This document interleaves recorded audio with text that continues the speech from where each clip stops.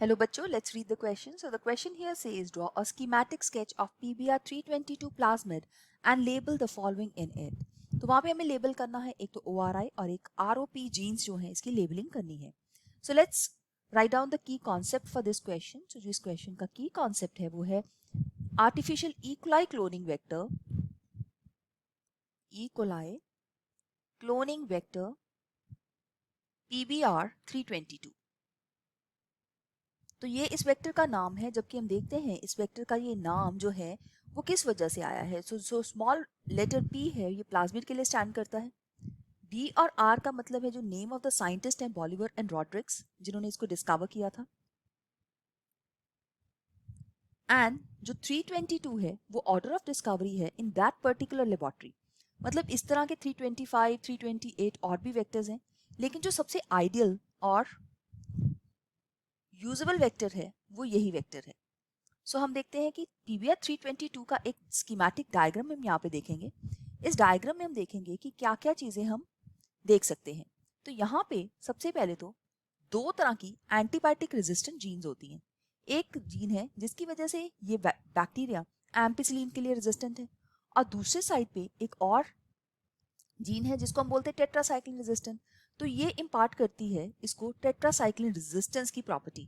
मतलब टेट्रासाइक्लिन पेट के ऊपर अगर हम इसको ग्रो कराएंगे तो ये बैक्टीरिया किल नहीं हो पाएंगे, बिकॉज इनमें एम्पिसिलिन रेजिस्टेंस भी है और इनमें टेट्रासाइक्लिन रेजिस्टेंस भी है. तो दोनों के अंदर साइट्स को देख लेते हैं. यहाँ पे PVU1 नाम की एक साइट है, और यहाँ पे एक और रिस्ट्रिक्शन साइट है जिसको कहते हैं PST1. सो मतलब ये दोनों साइट्स हैं जो एम्पिसिलिन रेजिस्टेंट जीन की साइट्स हैं. जबकि टेट्रासाइक्लिन रेजिस्टेंट जीन के अंदर हमारे पास BMH1 site and SAL1 site, तो ये दो साइट्स हैं. इसके अलावा यहाँ पे हमारे पास और बहुत सारी साइट्स हैं, जैसे यहाँ पे हैं इको R1 के लिए, CLA1 के लिए और हाइंड 3 के लिए. सो मतलब ये सारे रिस्ट्रिक्शन एंजाइम जो हैं इन पर्टिकुलर साइट्स को कट कर सकती हैं. इसके साथ ही हम देखते हैं कि यहाँ पे एक और जीन है जिसको कहते हैं ORI. So this is the site of the ORI and this is the site of the ROP. अब ORI के बारे में जाने तो ORI होता है ओरिजिन ऑफ रेप्लिकेशन.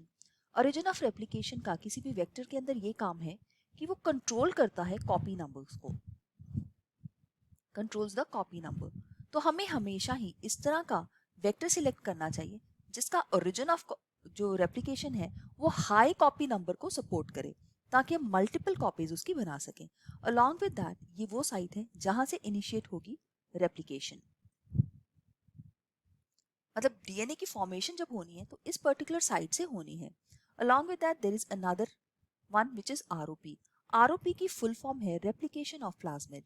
तो रेप्लिकेशन ऑफ प्लाज्मिड के लिए जो रेगुलेशन की जरूरत है वो इस जीन ने करनी है, रेप्लिकेशन ऑफ प्लाज्मिड. सो हम इसको प्रॉपर्ली मार्क कर लेते हैं अभी. सो यहाँ पे देखा जाए तो ये एरिया है ओरिजिन ऑफ रेप्लिकेशन, और बिल्कुल इसके साथ में ये जीन जो है वो है ORI.